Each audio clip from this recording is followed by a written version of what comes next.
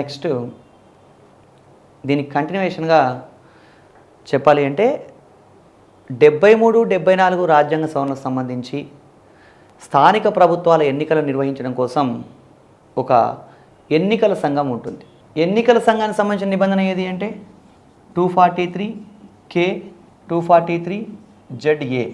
అంటే ఇప్పటిదాకా మనం ఒక ఆర్డర్లో మిగతా అంశాలన్నీ గుర్తించాము. ఇప్పటిదాకా మాట్లాడుకున్న అంశాల కంటిన్యూవేషన్ ఇది. అంటే 243J 243Z అక్కడ అయిపోయింది. అది దానికి కంటిన్యూషన్గా ఇప్పుడు ఏంటి 243K 243ZA. ఇది ఎన్నికల సంఘానికి సంబంధించి. ఇక్కడ ఎన్నికల సంఘం దానికి సంబంధించి ఏంటంటే గ్రామ పంచాయతీ, మండల పరిషత్తు, జిల్లా పరిషత్తు వీటికి సంబంధించిన ఎన్నికలు నిర్వహించడానికి సంబంధించి ఒక ఎన్నికల సంఘం ఉంటుంది అని చెప్తున్న నిబంధన ఏది అంటే 243K. అదేవిధంగా మున్సిపాలిటీలు, కార్పొరేషన్లకు సంబంధించిన ఎన్నికలు నిర్వహించడం కోసం ఒక ఎన్నికల సంఘం ఉంటుందని తెలియజేస్తున్న నిబంధన ఏది 243ZA. KZA ఎన్నికల సంఘం. మనం ఇవన్నీ తెలుసుకుంటే ఎగ్జామినేషన్లో ఎలా అడగడానికి ప్రశ్న అవకాశం ఉంది అంటే ఎమ్మెల్యే ఎన్నికలు నిర్వహించే ఎన్నికల సంఘానికి సంబంధించిన నిబంధన ఏది అని అడగవచ్చు. ఎమ్మెల్యే ఎన్నికలకు సంబంధించినటువంటి ఎమ్మెల్యే ఎన్నికలు నిర్వహించే ఎన్నికల సంఘానికి సంబంధించిన నిబంధన ఏది అని అడిగి దాంట్లో ఆప్షన్స్లో ఇలా ఇవ్వచ్చు. ఏమని అంటే 243K 243ZA ఆర్టికల్ 324 A మరియు B. అంటే వీటిని ABC అని ఇచ్చి డీలో A మరియు B అని ఆప్షన్ ఇవ్వచ్చు. అంటే 243K 243ZA ఎవరికి సంబంధించింది? ఎన్నికల సంఘం. ఏ ఎన్నికల సంఘం ఇది అంటే రాష్ట్ర ఎన్నికల సంఘం అనొచ్చు మనం దీన్ని, రాష్ట్ర ఎన్నికల సంఘం. అలాంటప్పుడు ఎమ్మెల్యే ఎన్నికలకు సంబంధించినటువంటి ఎన్నికలు నిర్వహించే ఎన్నికల సంఘానికి సంబంధించిన నిబంధన ఏది అన్నప్పుడు 243Kనా 243ZAనా లేదా 324 A మరియు Bనా అన్నప్పుడు అసలు ఎమ్మెల్యే అనేది దేని కిందకి వస్తుంది అని తెలియక, లేదా ఒక్కోసారి ఎగ్జామ్లో 243 అనే సిరీస్ కూడా ఇవ్వకుండా కొంత కన్ఫ్యూజ్ చేయడానికి కూడా అవకాశం ఉందండి. ఇట్లా కూడా ఇవ్వచ్చు. అంటే ఇది ఇస్తే దగ్గరగా ఉన్నట్టు, అలా కాకుండా for example A 243K B article 247 C article 324 D A మరియు B అని ఇచ్చాడు అనుకో, అప్పుడు అభ్యర్థి K అనే ఆర్టికల్ పెట్టే అవకాశం ఉంది.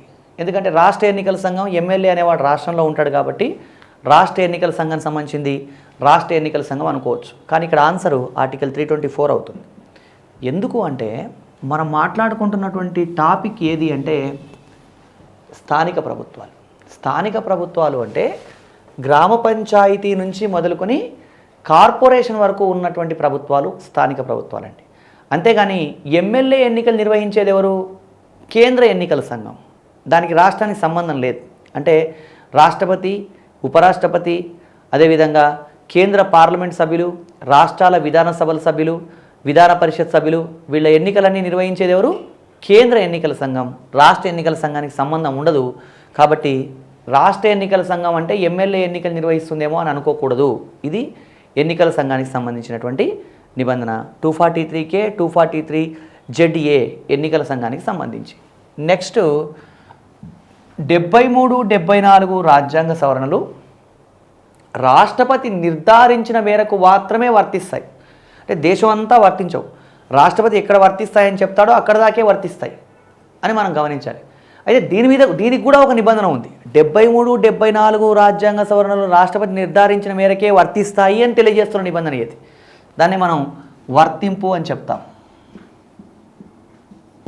వర్తింపు అంటే ఏ ప్రాంతాలకు వర్తిస్తాయి అది సీరియల్గా మళ్ళీ దీనికి కంటిన్యూషన్ 243L 243ZB ఇది వర్తింపు. రాష్ట్రపతి నిర్ధారించిన మేరకు మాత్రమే 73, 74 రాజ్యాంగ సవరణలు వర్తిస్తాయి. మరి ఎవరికి ఎగ్జామ్లో ఏమడగవచ్చు అంటే ఏ ప్రాంతానికి వర్తించవు, ఏ ప్రాంతానికి వర్తిస్తాయని అడగవచ్చు. దేశంలో ఉండే ఏ ప్రాంతాలకు వర్తిస్తాయో వ్యక్తులు తెలుసుకోవడం అవసరం లేదు. ఇక్కడ ఒక అభ్యర్థి ఏ ప్రాంతాలకు వర్తిస్తాయో తెలుసుకోవాలంటే చాలా రిస్క్. కాబట్టి ఎక్కడ వర్తించవో తెలుసుకుంటే మిగతా అన్ని ప్రాంతాలకి వర్తిస్తాయని అర్థం. సో కాబట్టి అది ఏ ప్రాంతాలకు వర్తించవో తెలియజేసే నిబంధనలు కూడా ఉన్నాయి. 73, 74 రాజ్యాంగ సవరణలు వర్తించబడని ప్రాంతాలు అంటే మినహాయింపు ప్రాంతాలని అర్థం. ఆ మినహాయింపులు సంబంధించి కూడా ఒక నిబంధన ఉందండి. అది మినహాయింపులు లేదా మినహాయింపు. ఈ 73, 74 రాజ్యాంగ సవరణలు కొన్ని ప్రాంతాలకు వర్తించవు. ఆ వర్తించిన ప్రాంతాలే మినహాయింపు. దానికి సంబంధించిన నిబంధన ఏది అంటే 243M 243ZC. ఇది మినహాయింపు. మినహాయింపు గమనించండి, ఎక్కడ వర్తించవు అన్నప్పుడు ఆ ప్రాంతాలు మనకు తెలియాలి. ఎక్కడెక్కడ వర్తించవు అంటే ఈ 73, 74 రాజ్యాంగ సవరణలు జమ్మూ కాశ్మీర్ రాష్ట్రంలో వర్తించవు. అదేవిధంగా వెస్ట్ బెంగాల్లో ఉన్నటువంటి డార్జిలింగ్ జిల్లా, పశ్చిమ బెంగాల్లో డార్జిలింగ్ జిల్లా, అదేవిధంగా మణిపూర్లో ఉన్నటువంటి కొండ ప్రాంతం, మొత్తం మణిపూర్ మొత్తం వెస్ట్ బెంగాల్ కాదండి, వెస్ట్ బెంగాల్ రాష్ట్రం ఇప్పుడు జమ్మూ కాశ్మీర్ రాష్ట్రానికి వర్తించవు, క్లియర్. వెస్ట్ బెంగాల్లో ఇంకా స్పెసిఫిక్ చెప్పాలంటే వెస్ట్ బెంగాల్లో ఉన్నటువంటి డార్జిలింగ్ జిల్లాకు వర్తించవు. అదేవిధంగా మణిపూర్లో ఉన్నటువంటి కొండ ప్రాంతాలకు కూడా ఈ రిజర్వేషన్ అంటే 73, 74 రాజ్యాంగ సవరణకు సంబంధించినటువంటి అంశాలు వర్తించవు. అదండి ఇక్కడ జమ్మూ కాశ్మీర్, వెస్ట్ బెంగాల్, మణిపూర్ ఈ ప్రాంతాలకు సంబంధించి ఇవి మినహాయింపులని అర్థం చేసుకోవాలి. ఈ ప్రాంతాలకు వర్తించవండి. సో ఇట్లా మనకి ఎక్కడ వర్తిస్తాయి, ఎక్కడ వర్తించవు అనే సమాచారం మనం చూసుకున్నాం. ఇక్కడ ఇంకా ఈ 73, 74 రాజ్యాంగ సవరణలకు సంబంధించి క్లియర్గా తెలుసుకోవాలి అంటే ఈ 73, 74 రాజ్యాంగ సవరణలు ఏ రాష్ట్రమైనా సరే ఎప్పుడైతే అమల్లోకి తీసుకొస్తుందో అలా అమల్లోకి తెచ్చుకున్న తర్వాత అవి అమలు అయిన తర్వాత రాష్ట్రం అంతకుముందు చేసిన చట్టాలు ఏమన్నా ఉంటే అవి ఇక్కడ అప్లై కావని మనం గమనించాలి. అంటే ఫర్ ఎగ్జాంపుల్ మనకు ఆంధ్రప్రదేశ్, తెలంగాణ రాష్ట్రాల్లో అంటే ఇప్పుడంటే తెలంగాణ రాష్ట్రం కొత్తగా ఏర్పాటైంది. 1959 నుంచి మనకి బలవంతరాయ్ మెహతా కమిటీ సిఫారసులు అమలవుతూ ఉన్నాయి. అంటే మూడంచెల పంచాయతీరాజ్ వ్యవస్థ ఇక్కడ కొనసాగుతోంది. ఒకవేళ 73, 74 రాజ్యాంగ సవరణల ఆధారంగా ఏదైనా ఒక విషయాన్ని మనం కొత్తగా చేర్చుకున్నట్టయితే అప్పుడు ఏమవుతుంది అంటే ఆ 73, 74 రాజ్యాంగ సవరణలకు లోబడే రాష్ట్ర ప్రభుత్వాలు తమ చట్టాన్ని సవరించుకోవాలి. అలా సవరించుకోవాలి అని తెలియజేస్తున్న నిబంధన కూడా మనకుందండి. నెక్స్ట్ అదే 243N. ఇక్కడ 243 సిరీస్లో ఇక్కడ జాగ్రత్తగా అర్థం చేసుకోవాలి. 243C తర్వాత 243ZC తర్వాత ఏం రావాలి, ZD రావాలి. వాస్తవానికి మనం వరుసగా గమనిస్తూ వస్తున్నాం కాబట్టి. కానీ ZD అనేది ఇంతకు ముందు మనం 73, 74 రాజ్యాంగ సవరణలో ఒక టేబుల్ మాట్లాడుకుంటూ జిల్లా ప్రణాళిక కమిటీ 243ZD, మెట్రోపాలిటన్ ప్రణాళిక కమిటీ 243ZE అనే నిబంధనలు రాశాం. అంటే ZD అనేది ఆల్రెడీ ఒక నిబంధన వేరే దానికి ఉంది అంటే ఇక్కడ అది ఆ సీరియల్ రాదు. ఇక్కడ ZE కూడా ఉంది అన్నప్పుడు DE రెండు మినహాయిస్తే ఏం రావాలి, ఇక్కడ ZF.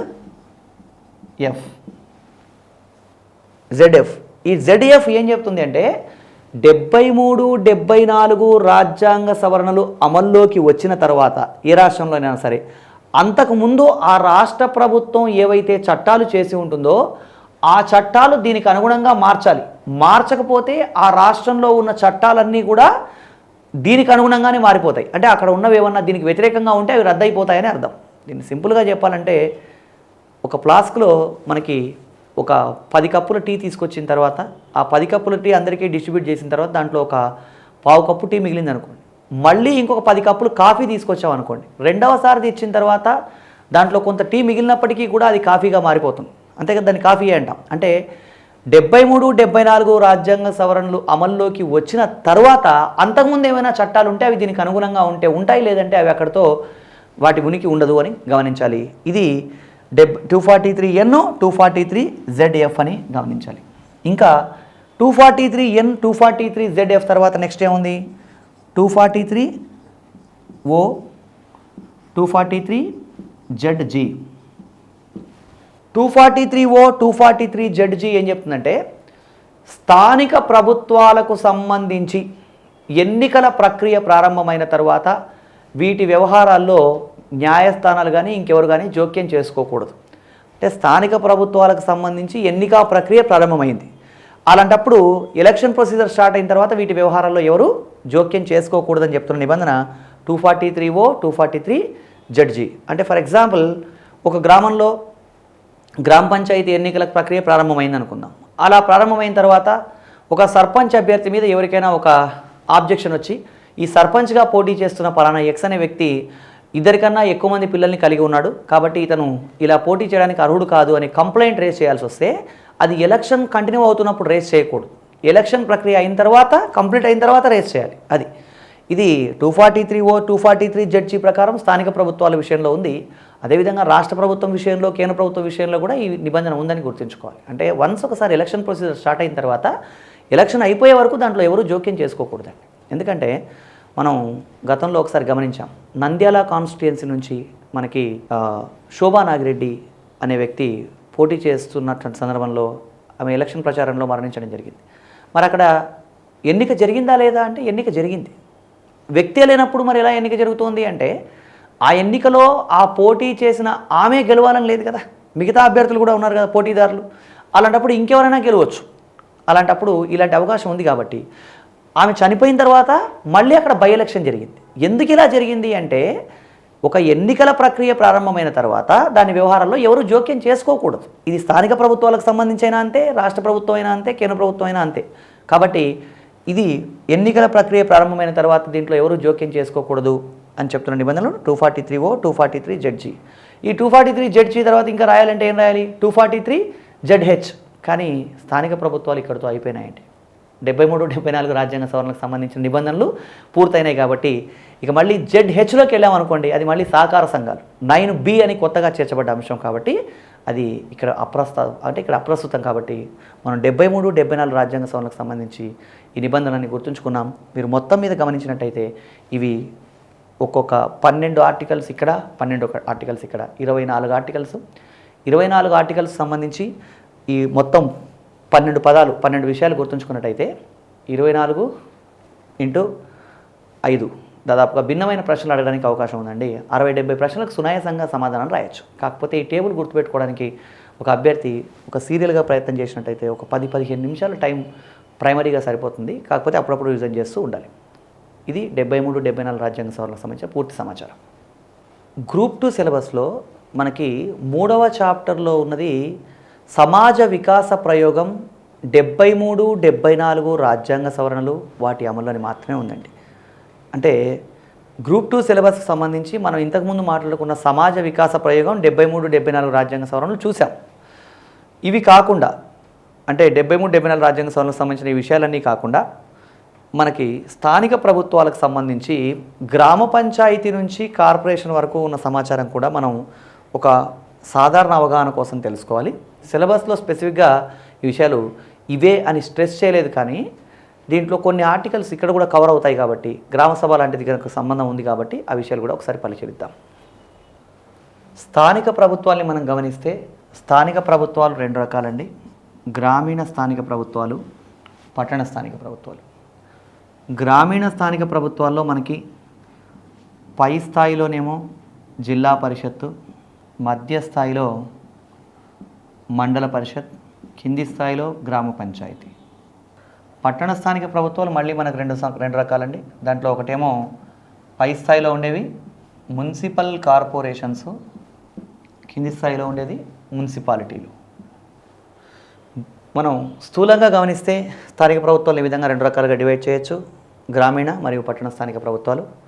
ఈ రెండింటికి మధ్యస్థంగా ఉండేవి, అంటే అక్కడ గ్రామము కాకుండా పట్టణం కాకుండా మధ్యస్థంగా ఉండేటువంటి స్థానిక ప్రభుత్వాలు ఏంటి అంటే అవి నగర పంచాయతీలు. సో ఇవి ఒకసారి ఒక్కొక్క దాని గురించి కూలంకుషంగా తెలుసుకుందాం. గ్రామీణ స్థానిక ప్రభుత్వాలకు సంబంధించి మనం గ్రామ పంచాయతీ నుంచి ఒక్కొక్క అంశం గురించి పరిశీలిద్దాం. గ్రామ పంచాయతీ సాధారణంగా గ్రామ పంచాయతీ అంటే ఒక 500 మంది ఓటర్లు ఉంటే దానికి ఒక గ్రామ పంచాయతీ ఉంటుందండి. కానీ ఏజెన్సీ ఏరియాల్లో అయితే ఒక 250 మంది ఓటర్లు ఉన్నప్పటికీ కూడా అక్కడ ఒక గ్రామ పంచాయతీ ఉంటుంది. ఏజెన్సీ ఏరియాలో 250 మంది ఓటర్లు ఉన్న గ్రామ పంచాయతీ ఉంటుంది. మామూలుగా 500 మంది ఓటర్లు ఉంటే గ్రామ పంచాయతీ ఉంటుంది. ప్రతి గ్రామానికి ఒక గ్రామ పంచాయతీ ఉంటుందా అంటే ప్రతి గ్రామానికి ఒక గ్రామ పంచాయతీ ఉండాలని లేదండి. కొన్ని హ్యామ్లెట్ విలేజెస్ కూడా ఉండవచ్చు. అంటే 2-3 గ్రామాలు కలిపి కూడా ఒకసారి గ్రామ పంచాయతీ ఉండవచ్చు. మనకి ఈ గ్రామ పంచాయతీలో ఎవరెవరు సభ్యులుగా ఉంటారు అంటే గ్రామ పంచాయతీలో మనకి ప్రజల చేత ఎన్నుకోబడ్డటువంటి వార్డు మెంబర్లు మరియు సర్పంచ్ సభ్యులుగా ఉంటారు. గ్రామ పంచాయతీలో వార్డు మెంబర్లు, సర్పంచ్. ఇక్కడ గ్రామ పంచాయతీలో ఎవరు సభ్యులు అంటే గ్రామంలోని ఓటర్లందరూ అని అనకూడదు. గ్రామంలోని ఓటర్లందరూ ఎక్కడ సభ్యులు అంటే గ్రామ సభలో సభ్యులు, గ్రామ పంచాయతీలో సభ్యులు కాదు. ఈ గ్రామ పంచాయతీని ఒకసారి మనం పరిశీలిస్తే ఒక గ్రామం మొత్తాన్ని కొన్ని ప్రాదేశిక నియోజకవర్గాలుగా విభజిస్తే ఒక్కొక్క ప్రాదేశిక నియోజకవర్గం నుంచి ఒక వార్డు మెంబర్ను ప్రజలు ఎన్నుకుంటారండి. వార్డు మెంబర్, ఈ వార్డు మెంబర్ల ఎన్నిక ప్రత్యక్ష ఎన్నిక. అదేవిధంగా గ్రామం మొత్తానికి కలిపి ఒక రాజకీయ అధినేత సర్పంచ్ ఉంటాడు. ఈ సర్పంచ్ ఎన్నిక కూడా ప్రత్యక్ష ఎన్నిక. ప్రస్తుతం వార్డు మెంబర్ల ఎన్నిక ప్రత్యక్ష ఎన్నిక, సర్పంచ్ ఎన్నిక ప్రత్యక్ష ఎన్నిక. ఇక్కడ గ్రామ పంచాయతీలో ఎవరు సభ్యులు అంటే వార్డు మెంబర్లు మరియు సర్పంచు, వీళ్ళందరూ గ్రామ పంచాయతీలో సభ్యులు. అలాగే గ్రామ స్థాయిలో మనకి గ్రామ సభ అని ఉంటుంది. ఈ గ్రామ సభ గురించి మనం పరిశీలిద్దాం. గ్రామ సభను గురించి తెలియజేస్తున్న నిబంధన ఏది అంటే ఆర్టికల్ 243A. 243A దేని గురించి తెలియజేస్తుంది అంటే గ్రామ సభ. భారతదేశంలో ప్రత్యక్ష ప్రజాస్వామ్య వేదిక, స్థానిక ప్రభుత్వాలకు సంబంధించి ప్రత్యక్ష ప్రజాస్వామ్య వేదిక ఏది అంటే గ్రామ సభ అని చెప్పొచ్చు. ఈ గ్రామ సభ అనే వ్యవస్థను మనం స్విట్జర్లాండ్ దేశంలో ఉన్నటువంటి ల్యాండ్స్ గమండ్ అనే వ్యవస్థ ఆధారంగా భారతదేశంలో ఈ గ్రామ సభా విధానాన్ని ప్రస్తుతం మనం కొనసాగిస్తూ ఉన్నాం. ఈ గ్రామ సభను మనం లెక్కలోకి తీసుకోవడం జరిగింది. గ్రామ సభలో ఎవరు సభ్యులుగా ఉంటారు అంటే గ్రామంలోని రిజిస్టర్డ్ ఓటర్లందరూ కూడా గ్రామ సభలో సభ్యులు. గ్రామంలో ఉండే ప్రతి వ్యక్తి గ్రామ సభలో సభ్యుడు కాదు. గ్రామంలో రిజిస్టర్డ్ ఓటర్ అయితే మాత్రమే గ్రామ సభలో సభ్యులు.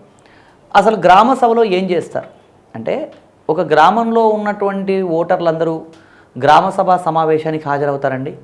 ఇక్కడ గ్రామ సభ సమావేశం సంవత్సరంలో ఎన్నిసార్లు గ్రామ సభ సమావేశం అవ్వాలి అంటే సంవత్సరంలో గ్రామ సభ సమావేశం ప్రస్తుతం అయితే 4 సార్లు సమావేశం అవ్వాలండి.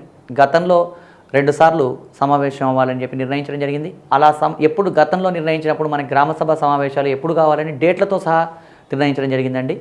అక్టోబర్ 3వ తారీఖు, ఏప్రిల్ 14వ తారీఖు మనకి గాంధీ జయంతి తర్వాత రోజు, అంబేద్కర్ జయంతి రోజు గ్రామ సభ సమావేశాలు జరగాలని గతంలో నిర్ణయించారు. ప్రస్తుతం అయితే గ్రామ సభ సంవత్సరంలో కనీసం 4 సార్లు సమావేశం అవ్వాలి. ఈ గ్రామ సభ సమావేశానికి అధ్యక్షత వహించేది ఎవరు అంటే సర్పంచ్. గ్రామ పంచాయతీకి అధ్యక్షత వహించేది సర్పంచే, గ్రామ సభ సమావేశాలకు అధ్యక్షత వహించేది కూడా సర్పంచే. గ్రామ సభ సమావేశాలను కనుక సర్పంచ్ ఏర్పాటు చేయకపోయినట్టయితే అతన్ని పదవి నుంచి తొలగించేయవచ్చు. గ్రామ సభ సమావేశాలు ఏర్పాటు చేయకపోతే పదవి నుంచి సర్పంచ్ను తొలగించేయవచ్చు. మరి గ్రామ సభ సమావేశంలో ఏం చర్చిస్తారు, ఏం చేస్తారు ఇక్కడ అంటే గ్రామంలోని ఓటర్లందరూ సమావేశమై గ్రామ బడ్జెట్ను గురించి చర్చిస్తారండి. గ్రామ బడ్జెట్ను గురించి చర్చిస్తారు. అదేవిధంగా మనకి లబ్ధిదారుల ఎంపిక జరుగుతుంది. లబ్ధిదారుల ఎంపిక అంటే ఏంటి, ఎలా లబ్ధిదారుల ఎంపిక జరగాలి అని అంటే ఒక గ్రామానికి సంబంధించి ఒక 20-30 మంది లబ్ధిదారులు ఉన్నారనుకోండి. అంటే ఫర్ ఎగ్జాంపుల్ ఒక గ్రామంలో 100 మందికి ఇళ్ళు కావాల్సి వచ్చాయి. ఇళ్ళ కోసం 100 మంది అప్లై చేసుకుంటే ఒక 20-30 ఇళ్ళు శాంక్షన్ అయినాయి. 20-30 శాంక్షన్ అయినప్పుడు 100 మంది కావాలనుకుంటున్న వాళ్ళే గ్రామంలో ఆ 20 మంది లేదా 30 మంది ఎవరికి ఇవ్వాలి ఆ ఇళ్ళు అనేది గ్రామ సభలో చర్చిస్తారు. ఎందుకంటే గ్రామ సభలో నిజంగా ఎవరు అత్యంత బీదవాళ్ళు అనే ప్రియారిటీ బేస్ చేసుకొని వాళ్ళకి పంపిణీ చేయడం జరుగుతుంది. అంటే ఇక్కడ లబ్ధిదారుల ఎంపిక జరుగుతుంది, గ్రామ బడ్జెట్ను గురించి చర్చిస్తారు. అదేవిధంగా గ్రామానికి సంబంధించినటువంటి అన్ని నిర్ణయాలు గ్రామ సభలోనే జరుగుతాయండి. అదేవిధంగా మహాత్మా గాంధీ జాతీయ గ్రామీణ ఉపాధి హామీ పథకం లాంటి పథకాల్లో చేపడుతున్నటువంటి కార్యకలాపాలు ఏంటి, ఇవన్నీ గ్రామ సభలో సభ్యులకి తెలియజేయడం, అంటే గ్రామంలో ఉండే ఓటర్లందరికీ అక్కడ తెలియజేయడం జరుగుతుంది. కాబట్టి గ్రామ సభను ఏమంటామంటే మనం ప్రత్యక్ష ప్రజాస్వామ్య వేదిక అంటాం. ఈ వేదిక ద్వారా అందరికీ లాభం జరుగుతుంది. అంటే గ్రామంలో నిజంగా ఏ పథకం అమలైంది, ఎంత మేరకు అమలవుతుంది, ఎవరెవరు ఎలాంటి ప్రయోజనాలు పొందుతున్నారు, ఇవన్నీ కూడా 243Aలో ఉన్నటువంటి గ్రామ సభ ఏర్పాటు చేయడం ద్వారా ఈ అంశాలన్నీ కూడా సంతృప్తి పడతాయని గమనించాలి. ఇక గ్రామ స్థాయిలో మన గ్రామ సభతో పాటు ఉండేది గ్రామ పంచాయతీ. ఈ గ్రామ పంచాయతీకి ఆదాయ మార్గాలు ఏంటి, గ్రామ పంచాయతీకి ఆదాయ మార్గాలు ఏంటి అంటే గ్రామ పంచాయతీకి అనేక రకాల ఆదాయ మార్గాలు ఉంటాయండి. ఈ ఆదాయ మార్గాల్లో ప్రధానమైనవి ఏంటి అంటే మనకి పన్నులు, అదేవిధంగా ఫీజులు, గ్రాంట్లు, విరాళాలు, ఇవన్నీ ఉంటాయి. పన్నులు అనేది గ్రామ పంచాయతీకి వచ్చేటువంటి ఆదాయ మార్గాల్లో పన్నులు, ఇంటి పన్ను, నీటి పన్ను, వృత్తి పన్ను, ఇలాంటి పన్నుల ద్వారా గ్రామ పంచాయతీకి ఆదాయం వస్తుందండి. అదేవిధంగా ఈ పన్నుల ద్వారా వచ్చే ఆదాయం మాత్రమే కాకుండా ఫీజులు అంటే ఏంటి అంటే ఏదైనా ఒక గ్రామం పెద్ద గ్రామ పంచాయతీ అనుకోండి, ఆ గ్రామ పంచాయతీ ఒక 2-3 సెటర్లు వేసి వాటిని రెంట్కి ఇచ్చినట్టయితే వాటి మీద ఒక ఆదాయం వచ్చింది అంటే అది ఫీజు అవుతుంది. అంటే ఒక సేవను వినియోగించుకున్నందుకు చెల్లించేది ఫీజు అవుతుంది. అదేవిధంగా గ్రామాల్లో సంతలు జరుగుతూ ఉంటాయి. ఈ సంతలు జరుగుతున్నప్పుడు ఆ సంతలో కూరగాయలు అమ్మే వాళ్ళ దగ్గర నుంచి ఒక వ్యక్తి కొన్ని డబ్బులు తీసుకుంటాడు. తెలంగాణ ప్రాంతాల్లో అయితే దీన్ని తై బజార్ అంటారు, ఆంధ్ర ప్రాంతంలో ఆసీలు అనే పేరుతో పిలుస్తారు. అంటే ఈ విధంగా ఏం చేస్తారు అసలు అంటే ఆ గ్రామ పంచాయతీ సంత భూభాగాన్ని ఇక్కడ వేలం లోపంలో ఒక వ్యక్తి కొనుక్కుంటాడు. ఆ 1 సంవత్సరానికి అతను కొంత గ్రామ పంచాయతీ డబ్బు చెల్లించేస్తాడు. ఆ చెల్లించిన తర్వాత అతను ఆ సందర్భంలో కలెక్ట్ చేసుకుంటూ ఉంటాడు. అంటే ఆ భూభాగాన్ని వినియోగించుకున్న వాళ్ళ దగ్గర నుంచి ఇతను డబ్బులు వసూలు చేసుకుంటాడంటే అది ఫీజులో భాగం అవుతుంది. ఇలాంటివి ఫీజులో ఉంటాయి. అదేవిధంగా కొన్ని సందర్భాల్లో పెద్ద గ్రామ పంచాయతీలకు ఇంకా పెట్టుబడుల ద్వారా కూడా ఆదాయం రావచ్చు. ఏదైనా ఒక పెట్టుబడి పెట్టడం వల్ల ఆ పెట్టుబడి నుంచి ఏదైనా ఆదాయం పొందడానికి కూడా అవకాశం ఉంది. అలాంటివి పెట్టుబడులు. ఇక గ్రాంట్లు అంటే ఏంటి అంటే కేంద్ర రాష్ట్ర ప్రభుత్వాలు ఇచ్చే గ్రాంట్లు. ఈ గ్రాంట్ల వల్ల కూడా గ్రామ పంచాయతీకి ఆదాయం ఉంటుంది. అదేవిధంగా విరాళాలు గమనించినట్టయితే ఎవరైనా దాతలు విరాళాలు ఇస్తే అవి కూడా గ్రామ పంచాయతీకి వచ్చే ఆదాయం. అదేవిధంగా అంటే వీళ్ళు ఏదైనా మూలధనం మీద వచ్చే ఆదాయం. మూలధనం అంటే ఏంటి అంటే డబ్బులు ఇన్వెస్ట్ చేస్తే దానివల్ల లాభం. అంటే ఇప్పుడు ఫర్ ఎగ్జాంపుల్ ఒక పెద్ద గ్రామ పంచాయతీలో ఒక చెరువు ఉంటే ఆ చెరువులో చేపల పెంపకం చేపట్టారనుకోండి. ఆ చేపల పెంపకానికి కానీ కొన్ని డబ్బులు గ్రామ పంచాయతీ ఇచ్చినట్టయితే మళ్ళీ వాటిని విక్రయించినప్పుడు వచ్చేటువంటి ఆదాయం అంతా కూడా అంత పర్సెంటేజ్ గ్రామ పంచాయతీకి వస్తుంది. ఇలా అనేక రకాల ఆదాయ మార్గాలు ఉంటాయి. ఈ ఆదాయ మార్గాల్లో అత్యంత కీలకమైనటువంటి ఆదాయ మార్గాలు ఏంటి అంటే కేంద్ర రాష్ట్ర ప్రభుత్వాలు ఇచ్చేటువంటి గ్రాంట్లని గమనించాలి. ఇది ఆదాయ మార్గాలకు సంబంధించి. ఇక గ్రామ పంచాయతీ విధులు ఏంటి? గ్రామ పంచాయతీ విధుల్ని మనం 2 రకాలుగా డివైడ్ చేయొచ్చండి. వాటిని మనం ఆవశ్యక విధులు, ఐచ్ఛిక విధులు. ఆవశ్యక విధులు, ఐచ్ఛిక విధులు. ఆవశ్యక విధులు అంటే ఏంటి అంటే తప్పనిసరిగా నిర్వర్తించాల్సిన విధుల్ని ఆవశ్యక విధులు అంటాము. ఐచ్ఛిక విధులు అంటే ఏంటి అంటే వాళ్ళ దగ్గర డబ్బు ఉంటే ఆ విధులు నిర్వర్తించవచ్చు, లేదంటే లేదు. అలాంటి వాటిని మనం ఐచ్ఛిక విధులు అంటాం. ఆవశ్యక విధులు అంటే ఏంటి? తప్పనిసరిగా నిర్వర్తించాల్సినవి. తప్పనిసరిగా నిర్వర్తించాల్సిన విధులు ఏంటి ఇక్కడ అంటే పారిశుద్ధ్యం, తాగునీరు, తర్వాత జనన మరణాల నమోదు. పారిశుద్ధ్యం, తాగునీరు, జనన మరణాల నమోదు. ఇటీవలి కాలంలో మ్యారేజెస్ రిజిస్ట్రేషన్ కూడా చేయమని ప్రభుత్వాలు ఆదేశించడం జరిగింది. వివాహాల నమోదు, ఇవన్నీ కూడా ఆవశ్యక విధులు. ఇక్కడ పారిశుద్ధ్యం, తాగునీరు అనేది ఆవశ్యక విధి అనుకుంటారు తప్ప జనన మరణాల నమోదు ఆవశ్యక విధి అని అనుకోకపోవచ్చు. కానీ ఇది కూడా ఒక ఆవశ్యక విధి. ఐచ్ఛిక విధి అంటే వాళ్ళ దగ్గర డబ్బులు ఉంటే చేయగలిగి, డబ్బులు లేనప్పుడు చేయాల్సిన అవసరం లేని వాటిని ఐచ్ఛిక విధులు అంటారు. అంటే ఈ ఐచ్ఛిక విధుల్లో ఏవి ముఖ్యమైనవి అంటే గ్రామ పంచాయతీలు ఆధునిక వ్యవసాయ పద్ధతులపైన ఏమైనా పరిశోధనలు చేయడం, పార్కులు, గ్రంథాలయాల నిర్వహణ, ఇవన్నీ కూడా. అంటే బాగా డబ్బులు ఉంటే ఇవన్నీ చేయొచ్చు. కానీ చాలా సందర్భాల్లో గ్రామ పంచాయతీలకి డబ్బులు వాళ్ళ ఆవశ్యక విధులు నిర్వర్తించడానికే ఒక్కోసారి అందుబాటులో ఉండవు. సో ఇట్లా గ్రామ పంచాయతీకి ఇలాంటి విధులు ఉన్నాయని మనం గమనించాలి. గ్రామ పంచాయతీ గురించి తెలుసుకున్నాం. దాంట్లో భాగంగా గ్రామ పంచాయతీకి ఉండే ఆదాయ మార్గాలు తెలుసుకున్నాం. దాంతోపాటు గ్రామ పంచాయతీ నిర్వర్తించాల్సిన విధులు, గ్రామ సభ, ఈ విషయాలన్నీ మనం పరిశీలించాం. ఇది గ్రామ పంచాయతీకి సంబంధించండి. గ్రామం తర్వాత నెక్స్ట్ మనం స్థానిక ప్రభుత్వాల్లో, గ్రామీణ స్థానిక ప్రభుత్వాల్లో గ్రామ పంచాయతీ పైన ఉండే అంచెను మనం మండల పరిషత్ అంటాం. మండల పరిషత్ వ్యవస్థను మనం గమనిస్తే ఒక మండలాన్ని కొన్ని ప్రాదేశిక నియోజకవర్గాలుగా విభజిస్తే ఒక్కొక్క నియోజకవర్గం నుంచి ఒక ప్రతినిధి ఉంటాడు. అతన్ని మనం ఎంపీటీసీ అంటాం, మండల్ పరిషత్ టెరిటోరియల్ కాన్స్టిట్యుయెన్సీ మెంబర్. ఈ ఎంపీటీసీల ఎన్నిక ప్రత్యక్ష ఎన్నిక. ఎంపీటీసీలు అందరూ ఎన్నుకోబడ్డ తర్వాత వాళ్ళు తమలో నుంచి ఒక వ్యక్తిని ఎంపీపీగా ఎన్నుకోవడం జరుగుతుంది. మండల పరిషత్ ప్రెసిడెంట్. ఎంపీటీసీల ఎన్నిక ప్రత్యక్ష ఎన్నిక, ఎంపీపీ ఎన్నిక పరోక్ష ఎన్నిక. ఎంపీటీసీలను ఎన్నుకుంటారు, తర్వాత వాళ్ళందరూ కలిసి ఏం చేస్తారు, వాళ్ళలో వచ్చి ఒక వ్యక్తిని ఎంపీపీగా, మరొక వ్యక్తిని వైస్ చైర్మన్గా ఎన్నుకుంటారు. గ్రామ పంచాయతీలో గమనించండి, వార్డు మెంబర్ల ఎన్నిక ప్రత్యక్ష ఎన్నిక, సర్పంచ్ ఎన్నిక ప్రత్యక్ష ఎన్నిక.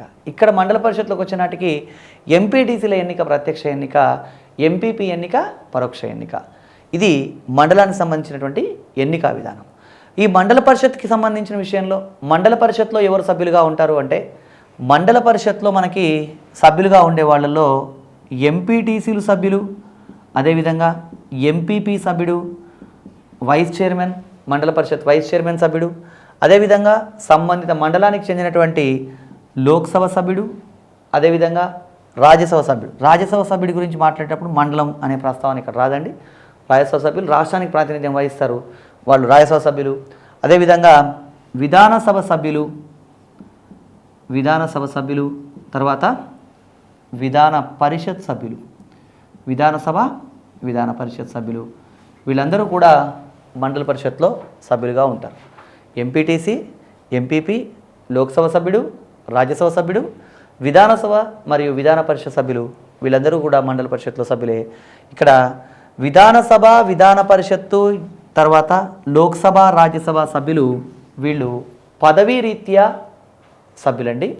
ఎంపీటీసీలు మరియు ఎంపీపీ వీళ్ళేమో మనకి ఎన్నుకోబడ్డ సభ్యులు, ప్రత్యక్షంగా లేదా పరోక్షంగా ఎన్నుకోబడ్డ సభ్యులు, వీళ్ళు పదవీ రీత్యా సభ్యులు మండల పరిషత్ సంబంధించి. వీళ్ళందరితో పాటు మండల పరిషత్లో ఒక కో-ఆప్ట్ మెంబర్ ఉంటాడండి. కో-ఆప్ట్ అంటే తమలోకి తీసుకోవడము అని అర్థం. అంటే లోక్సభలో 2 ఆంగ్లో ఇండియన్లు, విధానసభలో ఒక ఆంగ్లో ఇండియన్ ఎలా ఉంటాడో అదేవిధంగా మండల పరిషత్లో కూడా ఒక కో-ఆప్ట్ సభ్యుడు ఉంటాడు. ఎంపీటీసీ అందరూ కలిసి తమలోకి ఒక వ్యక్తిని తీసుకోవడం జరుగుతుంది, అతనే కో-ఆప్ట్ మెంబర్, అతను మండల పరిషత్ సంబంధించినటువంటి వ్యక్తి. సో ఇక్కడ మండల పరిషత్లో ఎవరు సభ్యులుగా ఉన్నారు, మండల పరిషత్ నిర్మాణం ఏంటి, ఇది మనం పరిశీలించాం. ఇది మండల పరిషత్ సంబంధించినటువంటి సమాచారం. ఈ మండల పరిషత్ సంబంధించినటువంటి రాజకీయ అధినేత మండల స్థాయిలో ఎవరు అంటే ఎంపీపీ. మరి ఒకవేళ ప్రభుత్వాధికారి ఎవరు మండల పరిషత్ సంబంధించి అంటే ఎంపీడీఓ, మండల పరిషత్ డెవలప్మెంట్ ఆఫీసర్. ఇది మండల పరిషత్. గ్రామ పంచాయతీ, మండల పరిషత్. మండల పరిషత్ తర్వాత నెక్స్ట్ మనం జిల్లా పరిషత్ గురించి తెలుసుకోవాలి. ఈ స్థానిక ప్రభుత్వాలకు సంబంధించి గ్రామ పంచాయతీ, మండల పరిషత్తు, జిల్లా పరిషత్ ఈ అంశాల గురించి బలవంతరాయ్ మెహతా కమిటీ అన్న టాపిక్ మాట్లాడుకున్నప్పుడు అక్కడ కొంత చర్చించడం జరిగింది. మళ్ళీ ఇప్పుడు ఈ 73, 74 రాజ్యాంగ సవరణల అమలు తర్వాత వరుసగా మళ్ళీ ఇదే వరుస క్రమంలో చర్చిస్తూ ఉన్నాం. జిల్లా పరిషత్ని మనం గమనించినట్టయితే జిల్లా మొత్తాన్ని కొన్ని ప్రాదేశిక నియోజకవర్గాలుగా విభజించినట్టయితే ఒక్కొక్క ప్రాదేశిక నియోజకవర్గం నుంచి ఒక ప్రతినిధిని ప్రజలు ప్రత్యక్షంగా ఎన్నుకోవడం జరుగుతుంది. అలా ఎన్నుకోబడ్డటువంటి వ్యక్తిని మనం జెడ్పీటీసీ అంటాం. ఇలా జెడ్పీటీసీలు అందరూ కలిసి, జెడ్పీటీసీల ఎన్నిక పూర్తయిన తర్వాత వీళ్ళందరూ కలిసి తమలో నుంచి ఒక వ్యక్తిని జెడ్పీపీ, జిల్లా పరిషత్ ప్రెసిడెంట్గా ఎన్నుకోవడం జరుగుతుంది. అదేవిధంగా జెడ్పీటీసీలు తమలో నుంచి ఒక వ్యక్తిని వైస్ చైర్మన్గా కూడా ఎన్నుకోవడం జరుగుతుంది. అంటే ఇక్కడ మండల పరిషత్ అన్న అంశాన్ని గమనించిన తర్వాత జిల్లా పరిషత్ సంబంధించినటువంటి కూడా సేమ్ దాదాపుగా అలాగే ఉంటాయి. జిల్లా పరిషత్లో ఎవరు సభ్యులుగా ఉంటారు అంటే జిల్లా పరిషత్లో ప్రజల చేత ఎన్నుకోబడ్డ సభ్యులుగా జెడ్పీటీసీలు మరియు జెడ్పీపీ వీళ్ళేమో మనకి ప్రజల చేత ఎన్నుకోబడ్డ సభ్యులుగా ఉన్నారు. అంటే జెడ్పీటీసీ ఎన్నిక ప్రత్యక్ష ఎన్నిక, జెడ్పీపీల ఎన్నికేమో పరోక్ష ఎన్నిక. వీళ్ళు మాత్రమే కాకుండా ఇంకా జిల్లా పరిషత్లో ఎవరు సభ్యులుగా ఉన్నారు అంటే పదవీ రీత్యా సభ్యులు కూడా ఉన్నారు. ఆ పదవీ రీత్యా సభ్యులు ఎవరు అంటే మనకి జిల్లాకు సంబంధించినటువంటి లోక్సభ సభ్యుడు, అదేవిధంగా రాజ్యసభ సభ్యుడు. రాజ్యసభ సభ్యుడు అని చెప్పేప్పుడు ఒక జిల్లాను ప్రత్యేకంగా మనం చెప్పడం జరగదు, ఎందుకంటే రాజ్యసభ సభ్యులు రాష్ట్రానికి ప్రాతినిధ్యం వహిస్తారు కాబట్టి ఇక్కడ జిల్లాకు సంబంధించినటువంటి ఎంపీ, దాంతోపాటు రాజ్యసభ సభ్యుడు, సంబంధిత జిల్లాకు సంబంధించినటువంటి ఎమ్మెల్యే మరియు ఆ రాష్ట్రంలో విధాన పరిషత్ ఉన్నట్టయితే ఎమ్మెల్సీ, వీళ్ళందరూ కూడా జిల్లా పరిషత్లో పదవీ రీత్యా సభ్యులుగా ఉంటారు. ఇక వీళ్ళు మాత్రమే కాకుండా జిల్లా పరిషత్లో 2 కో-ఆప్ట్ సభ్యులు కూడా ఉంటారు. కో-ఆప్ట్ అంటే తమలోకి తీసుకోవడం అని అర్థం.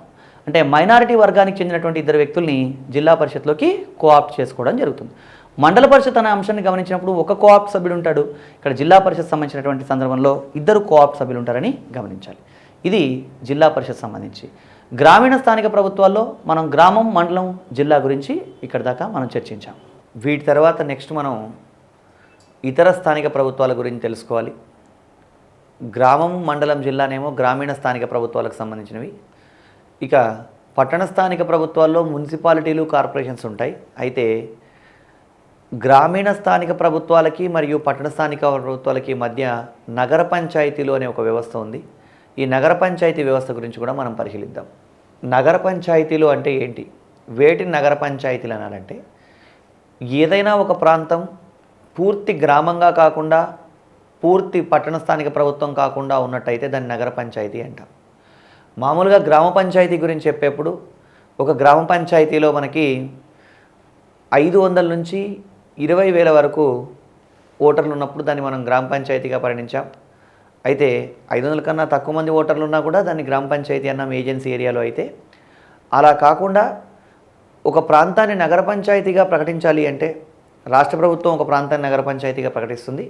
ఇలా ప్రకటించాలి అంటే నగర పంచాయతీగా ప్రకటించడానికి కొన్ని లక్షణాలు ఉండాలి. ఏంట లక్షణాలు అంటే ఒక ప్రాంతంలో కనీసం 5,000 మంది ఓటర్లు ఉండాలి. అదేవిధంగా ఆ ప్రాంతంలో ఒక చదరపు కిలోమీటర్కి 400 మంది నివసిస్తూ ఉండాలి. ఒక చదరపు కిలోమీటర్స్కి నివసిస్తున్నటువంటి జనాభా 400 మంది అయి ఉండాలి. అంటే ఇక్కడ గమనించాల్సిన విషయం ఏంటంటే 5,000 మంది అనేది మరి గ్రామ పంచాయతీలో కూడా ఉంటారు కదా అంటే గ్రామ పంచాయతీలో ఉంటారు, కానీ ఒక చదరపు కిలోమీటర్కి 500 మంది ఉండడం అనేది, ఒక చదరపు కిలోమీటర్కి 400 మంది ఉండడం అనేది అక్కడ ఉందా అనేది మనం గమనించాలండి. ఇంకోటి ఏంటంటే ఒక ప్రాంతాన్ని నగర పంచాయతీగా ప్రకటించాలి అంటే ఆ ప్రాంతంలో ఉన్నటువంటి జనాభాలో ఎక్కువ మంది వ్యవసాయేతర రంగం మీద ఆధారపడ్డ వాళ్ళు అయి ఉండాలి. అంటే నాన్ అగ్రికల్చర్ సెక్టర్ మీద డిపెండ్ అయిన వాళ్ళు ఎక్కువ మంది ఉండాలి. ఒకటి, అది పారిశ్రామికంగా కేంద్రీకృతమైన ప్రాంతం అయి ఉండవచ్చు, లేదా అక్కడ ఇంకేదైనా వ్యవసాయం కాకుండా ఇతర కార్యకలాపాలు కొనసాగుతూ ఉండవచ్చు. అలా ఉన్నట్టయితే ఒక ప్రాంతాన్ని నగర పంచాయతీగా ప్రకటించడానికి అవకాశం ఉంది. ఇంకా ఈ నగర పంచాయతీలుగా ఒక ప్రాంతాన్ని ప్రకటించిన తర్వాత అది సందర్భాన్ని బట్టి మళ్ళీ ఇతర స్థానిక ప్రభుత్వాల్లో విలీనం కూడా చేయడానికి అవకాశం ఉంది. గతంలో అయితే మనం గుంటూరు జిల్లా పిడుగురాళ్ళ, శ్రీకాకుళం జిల్లా రాజాం ఇవి నగర పంచాయతీలుగా ఉండేవి. ప్రస్తుతం ఇటీవలి కాలంలో మనం గమనిస్తున్నాం వరంగల్ జిల్లాలో ఉన్నటువంటి పరకాల, నల్గొండ జిల్లా దేవరకొండ, అదేవిధంగా హైదరాబాద్లో ఉన్నటువంటి బడంగుపేట ఇవి నగర పంచాయతీలు ప్రస్తుతం. అంటే నగర పంచాయతీ అంటే ఒక ప్రాంతం అది పూర్తిగా గ్రామ పంచాయతీ కాకుండా, లేదా గ్రామీణ స్థానిక ప్రభుత్వం కాదు, అక్కడ పట్టణ స్థానిక ప్రభుత్వం కాదు, దీన్ని ట్రాన్స్మిటెడ్ ఏరియా అంటారండి. ఒక ప్రాంతం పరివర్తన చెందుతున్న ప్రాంతాన్ని నగర పంచాయతీగా ప్రకటించడం జరుగుతుంది. గ్రామం కాకుండా, పట్టణం కాకుండా ఈ లక్షణాలు ఉన్నట్టయితే. అయితే ఇక్కడ గమనించాల్సిన విషయం ఏంటంటే నగర పంచాయతీ కూడా ఒక గ్రామ పంచాయతీ లాగానే ఎలక్షన్లు నిర్వహిస్తుంది. అంటే ఎలా ఉంటుంది అంటే ఒక నగర పంచాయతీని కనుక మనం కొన్ని ప్రాదేశిక నియోజకవర్గాలుగా విభజిస్తే ఒక్కొక్క ప్రాదేశిక నియోజకవర్గానికి ఒక వార్డు సభ్యుడిని ప్రజలు ఓటేసి ఎన్నుకుంటారు. అయితే ఈ వార్డు సభ్యులందరూ ఎన్నికైన తర్వాత వార్డు సభ్యులందరూ తమలో నుంచి ఒక వ్యక్తిని నగర పంచాయతీ అధ్యక్షుడిగా ఎన్నుకోవడం జరుగుతుంది. ఇక్కడ జాగ్రత్తగా గమనించాల్సిన విషయం ఏంటంటే గ్రామ పంచాయతీలో అయితే మనకి వార్డు మెంబర్ల ఎన్నిక ప్రత్యక్ష ఎన్నిక, అదేవిధంగా సర్పంచ్ ఎన్నిక ప్రత్యక్ష ఎన్నిక. కానీ నగర పంచాయతీ విషయానికి వస్తే ఈ నగర పంచాయతీలో వార్డు మెంబర్లు లేదా వార్డు సభ్యుల ఎన్నిక ప్రత్యక్ష ఎన్నిక, నగర పంచాయతీ అధ్యక్షుడి ఎన్నిక పరోక్ష ఎన్నిక. ఎందుకంటే వార్డు సభ్యులందరూ కలిసి తమలో నుంచి ఒక వ్యక్తిని, వార్డు సభ్యులందరూ కలిసి తమలో నుంచి ఒక వ్యక్తిని ఆ నగర పంచాయతీకి అధ్యక్షుడిగా ఎన్నుకోవడం జరుగుతుంది. కాబట్టి ఈ డిఫరెన్స్ ఉందని గమనించాలి. ఇది నగర పంచాయతీకి సంబంధించిన సమాచారం. ఇప్పుడు మనం నెక్స్ట్ గ్రామ పంచాయతీ, మండల పరిషత్తు, జిల్లా పరిషత్తు, నగర పంచాయతీలు వీటి గురించి తెలుసుకున్న తర్వాత నెక్స్ట్ మనం తెలుసుకోవాల్సింది ఏంటి అంటే మున్సిపాలిటీలు. మున్సిపాలిటీ అంటే ఏంటి అంటే మామూలుగా 20,000 వరకు జనాభా ఉన్నప్పుడు దాన్ని మనం గ్రామ పంచాయతీ అన్నాం. ఒక ప్రాంతంలో 20,000 నుంచి మొదలుకొని 3 లక్షల వరకు ఉన్నట్టయితే ఆ ప్రాంతాన్ని మనం ఏమంటామంటే మున్సిపాలిటీ అంటాం. ఇక్కడ మున్సిపాలిటీలో 20,000 అన్నాం, 3 లక్షలు అన్నాం. ఈ రెండు ఒకదానికొకటి చాలా ఎక్కువ డిఫరెన్స్ ఉంది. అంటే మిగతా గ్రామ పంచాయతీ విషయంలో మనం కేవలం జనాభా ప్రాతిపదికన చెప్పడం జరుగుతుంది, కానీ ఇక్కడ మున్సిపాలిటీ విషయంలో ఏమన్నామంటే 20,000 నుంచి 3 లక్షల వరకు జనాభా అన్నాం. ఇలా అనడం వల్ల ఇక్కడ 20,000, 3 లక్షల మధ్య డిఫరెన్స్ ఎక్కువ ఉంటుందని గమనించండి.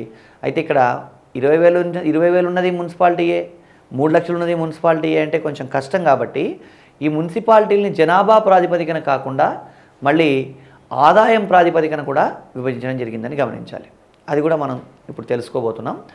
మున్సిపాలిటీని అసలు మున్సిపాలిటీ నిర్మాణం ఎలా ఉంటుంది అంటే ఒక మున్సిపాలిటీ ప్రాంతాన్ని కొన్ని ప్రాదేశిక నియోజకవర్గాలుగా విభజిస్తే ఒక్కొక్క ప్రాదేశిక నియోజకవర్గం నుంచి ఒక ప్రతినిధిని ప్రజలు ఓటేసి ఎన్నుకుంటారు. అలా ఎన్నుకోబడేటువంటి ఆ ప్రతినిధి మనం ఏమంటామంటే మున్సిపల్ కౌన్సిలర్స్ అంటాం. అలా కౌన్సిలర్లందరినీ ఆయా మున్సిపాలిటీలో ఉన్నటువంటి వార్డుల నుంచి ప్రజలు కౌన్సిలర్లను ఎన్నుకోవడం జరుగుతుంది. ఈ కౌన్సిలర్లు అందరూ ఎన్నుకోబడ్డ తర్వాత కౌన్సిలర్లు తమలో నుంచి ఒక వ్యక్తిని చైర్మన్గా ఎన్నుకుంటారు. అతన్ని మనం మున్సిపల్ చైర్మన్ అంటాం. కౌన్సిలర్ల ఎన్నిక ప్రత్యక్ష ఎన్నిక, చైర్మన్ ఎన్నిక పరోక్ష ఎన్నిక. ఇది ఎన్నికకు సంబంధించిన విషయం. అదేవిధంగా ఈ మున్సిపాలిటీని మనం ఆదాయం ప్రాతిపదిక కూడా విభజించాం. అదొకసారి మనం పరిశీలిద్దాం. ఆదాయం ప్రాతిపదికను గమనించినట్టయితే మనం మున్సిపాలిటీ ఆదాయం అంటే ఎంత ఆదాయం ఉంటే దాన్ని ఏమని పిలుస్తారు. మున్సిపాలిటీలు మళ్ళీ రకరకాలు, అన్ని మున్సిపాలిటీలు ఒకటే కాదు. అవి ఒకసారి చూద్దాం. ఇప్పుడు for example selection grade municipality. Selection grade municipality అంటే ఏంటి అంటే 4 కోట్ల కంటే 4 crores కంటే ఎక్కువ వార్షిక ఆదాయం.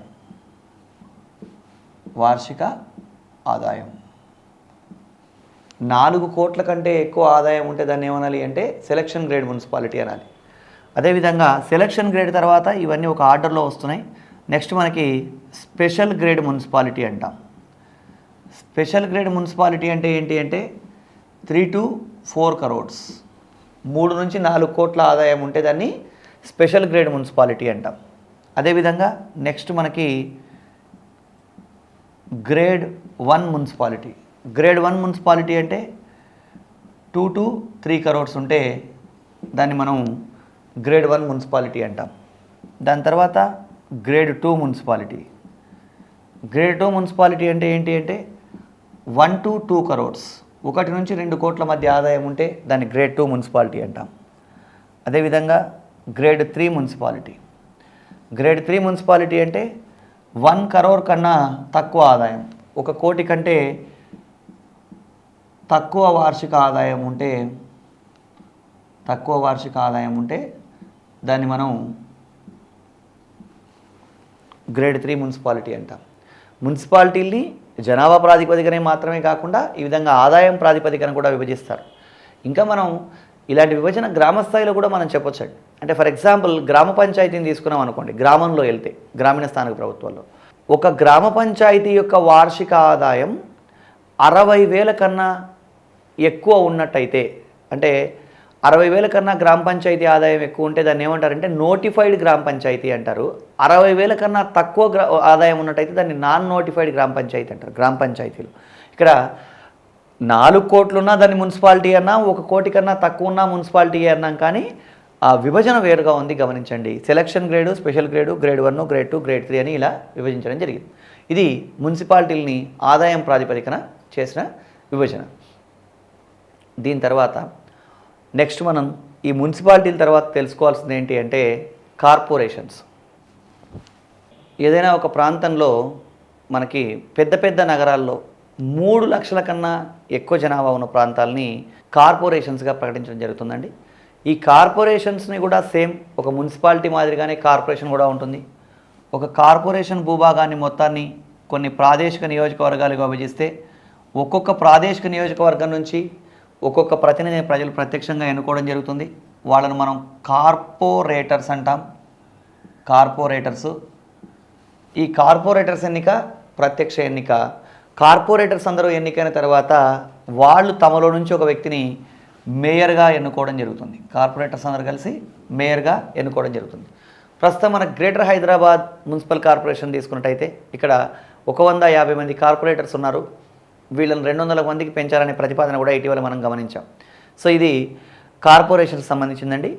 ఒక పెద్ద పెద్ద నగరాలని కొన్ని వార్డులుగా విభజించి ఒక్కొక్క వార్డుకి ఒక కార్పొరేటర్ ఎన్నుకోవడం జరుగుతుంది.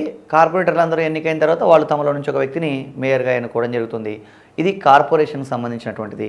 సో ఇక్కడ వీటిని మనం గమనించినట్టయితే గ్రామ పంచాయతీ, మండల పరిషత్తు, జిల్లా పరిషత్ అనేవి ఎలా ఉన్నాయో అదేవిధంగా మనకి మున్సిపాలిటీలు, కార్పొరేషన్స్ కూడా అలాగే ఉంటాయి. ఈ మున్సిపాలిటీలు, కార్పొరేషన్లు కూడా సేమ్ కొన్ని విషయాల్లో మనకి అంటే జస్ట్ ఇప్పుడు ఇంతకుముందు మనం చదువుకున్నప్పుడు వాటిలో సభ్యుల ఎన్నిక ఎలా ఉంటుందని మాత్రమే గమనించాం. అదే ఇప్పుడు ఫర్ ఎగ్జాంపుల్ ఒక మున్సిపాలిటీని తీసుకున్నట్టయితే మున్సిపాలిటీలో ఎవరు సభ్యులుగా ఉంటారు? మున్సిపాలిటీలో ఎవరు సభ్యులుగా ఉంటారు అంటే మున్సిపాలిటీకి సంబంధించి కూడా మనకి మండల పరిషత్తు, జిల్లా పరిషత్లో ఎలా సభ్యత్వం ఉంటుందో అలాగే సభ్యత్వం ఉంటుందని మనం గమనించాలి. ఒక మున్సిపాలిటీలో మనం గమనించినట్టయితే మున్సిపాలిటీకి సంబంధించి ఇక్కడ మున్సిపాలిటీ భూభాగంలో మనకి ఇక్కడ కూడా కోఆప్ట్ సభ్యులు ఉంటారండి. మనం మండల పరిషత్ గురించి మాట్లాడుకున్నప్పుడు ఒక కోఆప్ట్ సభ్యుడు ఉంటాడు. అంటే మండల పరిషత్లో ఉన్న ఎంపీటీసీలు తమలోకి ఒక వ్యక్తిని తీసుకోవడం జరుగుతుంది. అతను మైనార్టీ వర్గానికి చెందిన వ్యక్తి అయి ఉంటాడు. ఒక కోఆప్ట్ మెంబర్ ఉంటాడు అనుకున్నాం అక్కడ. అదేవిధంగా ఒక మున్సిపాలిటీకి సంబంధించిన విషయంలో కూడా మనకి కోఆప్ట్ మెంబర్స్ ఉంటారు. అంటే మున్సిపాలిటీలో 2 కోఆప్ట్ మెంబర్స్ ఉంటారండి. అంటే కౌన్సిలర్లు తమలోకి తీసుకోవచ్చు కోఆప్ట్ మెంబర్స్ని. అదేవిధంగా మనకి మున్సిపల్ కార్పొరేషన్లో కూడా కోఆప్ట్ మెంబర్స్ ఉంటారు. వాళ్ళు కూడా 2 నుంచి 5 మంది వరకు కోఆప్ట్ మెంబర్స్ ఉండవచ్చు. ఇక పదవీ రీత్యా సభ్యులు, అదేవిధంగా మున్సిపాలిటీలో ఎవరు సభ్యత్వం కలిగి ఉంటారు, ఈ విషయాలన్నీ అక్కడిలాగానే యథాతథంగా ఉంటాయని గమనించాలి. అంటే ఒక ఉదాహరణ ద్వారా మనం గమనిద్దాం. ఇప్పుడు మనం మున్సిపాలిటీలు కార్పొరేషన్స్ రెండింటి గురించి చర్చించాం. మున్సిపాలిటీలో ఎవరు సభ్యులుగా ఉంటారు అంటే మున్సిపాలిటీలో కౌన్సిలర్సు, మేయరు, వీళ్ళు ప్రజల చేత ఎన్నుకోబడ్డ సభ్యులు. వీళ్ళు కాకుండా ఇంకా ఎవరు సభ్యులుగా ఉంటారు అంటే లోక్సభ ఎంపీ, వీళ్ళు పదవీ రీత్యా సభ్యులు. అదేవిధంగా రాజ్యసభ ఎంపీ, విధానసభ ఎమ్మెల్యే, విధాన పరిషత్ ఎమ్మెల్సీ, అంటే ఆ ప్రాంతానికి చెందినటువంటి వాళ్ళు. వీళ్ళందరూ ఎవరు అంటే ఒక మున్సిపాలిటీలో సభ్యులుగా ఉంటారు. కౌన్సిలర్లు, మేయర్ ఏమో వీళ్ళు ఎన్నుకోబడ్డ సభ్యులు. మిగతా వాళ్ళందరూ ఎవరు అంటే పదవీ రీత్యా సభ్యులు. సేమ్ ఇక్కడ మున్సిపాలిటీలో ఎవరైతే మనకి పదవీ రీత్యా సభ్యులు, ఇక్కడ జాగ్రత్తగా గమనిస్తే వీళ్ళందరూ కూడా ఎక్కడ సభ్యులు ఉన్నారు? మండల పరిషత్ లెవెల్లో అక్కడ సభ్యులుగా ఉన్నారు, జిల్లా పరిషత్ స్థాయిలో అక్కడ సభ్యులుగా ఉన్నారు, అదేవిధంగా మున్సిపాలిటీ స్థాయిలో కూడా.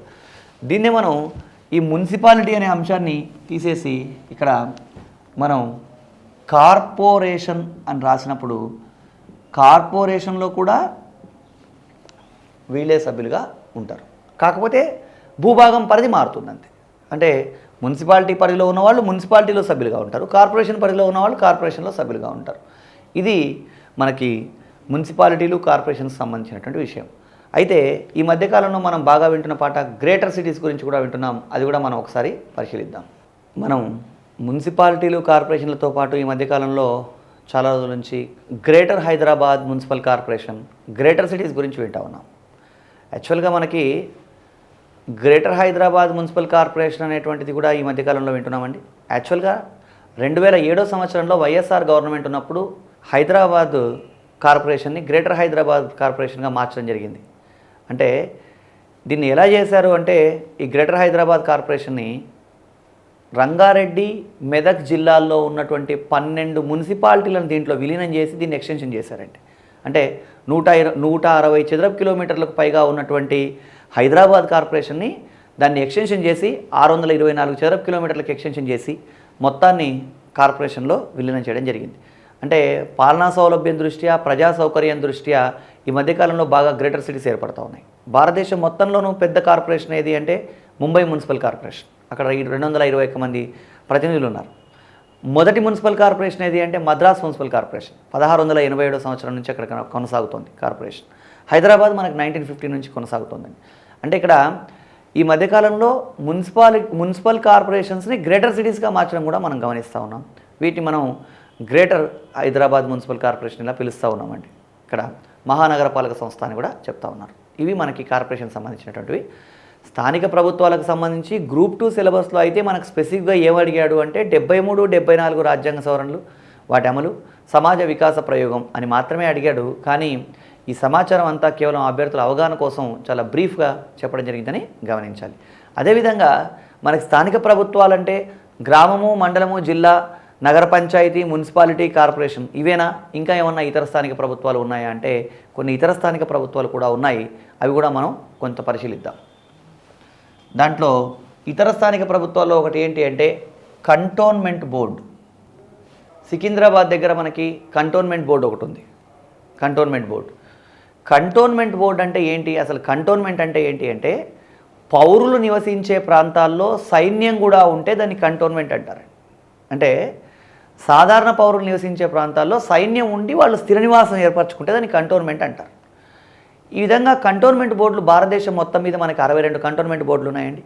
ఈ కంటోన్మెంట్ బోర్డులను మనం గమనించినట్టయితే ఈ కంటోన్మెంట్ బోర్డులో ఈ కంటోన్మెంట్కి ఎవరు అధ్యక్షుడిగా ఉంటారు అంటే అక్కడ ఆ సంబంధిత సైనిక ప్రాంతంలో కమాండర్గా ఉన్న వ్యక్తి కంటోన్మెంట్ బోర్డుకి చైర్మన్గా ఉంటాడు. కంటోన్మెంట్ బోర్డుకి అధ్యక్షుడు సంబంధిత సైన్యంలో అత్యున్నత అధికారి ఎవరు ఉంటారో అతను ఆ కమాండరే ఇక్కడ కంటోన్మెంట్ బోర్డుకి చైర్మన్గా ఉంటాడండి. అయితే ఈ కంటోన్మెంట్ బోర్డు చైర్మన్ని ఎవరు నియమిస్తారు లేదా కంటోన్మెంట్ అధ్యక్షుడిని ఎవరు నియమిస్తారు అంటే రాష్ట్రపతి నియమిస్తాడని గమనించాలి.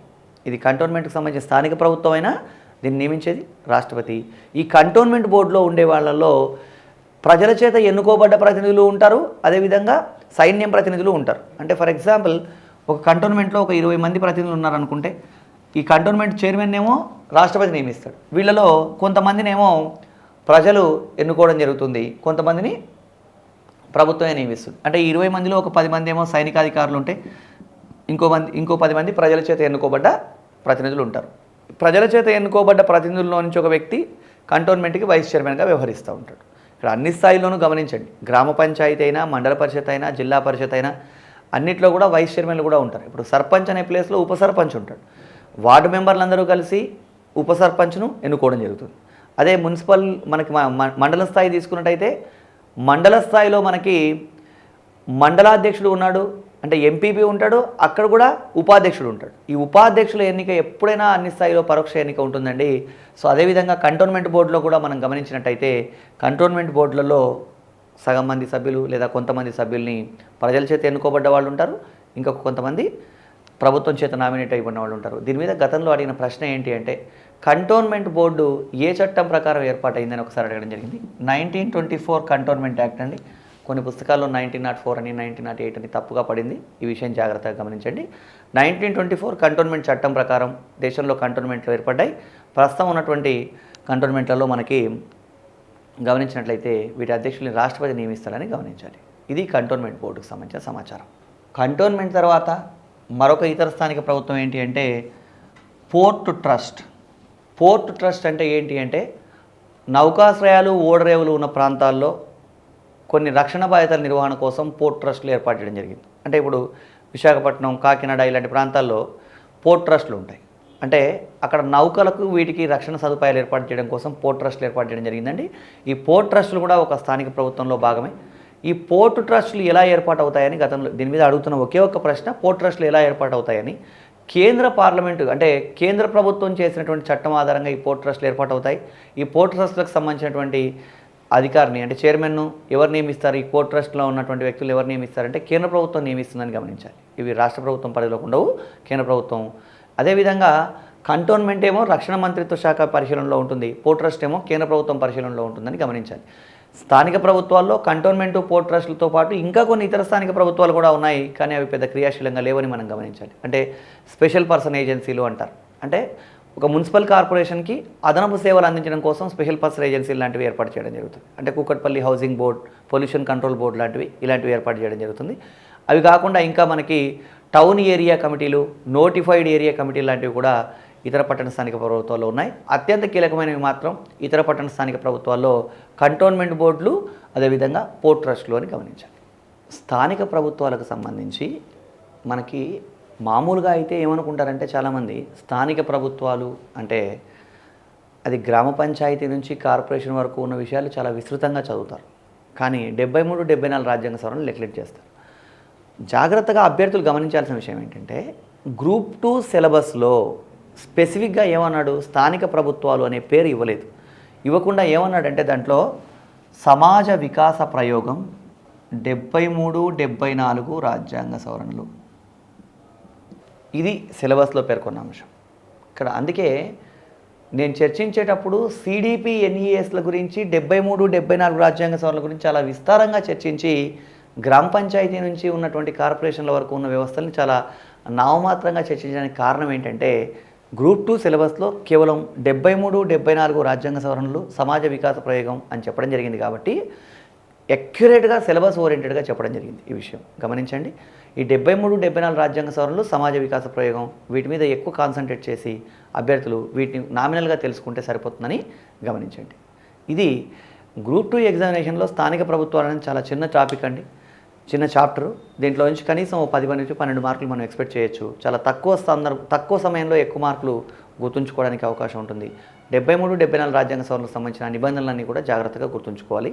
అలా చేసినట్టయితే ఎక్కువ మార్కులు పొందడానికి అవకాశం ఉంటుందని గమనించాలి.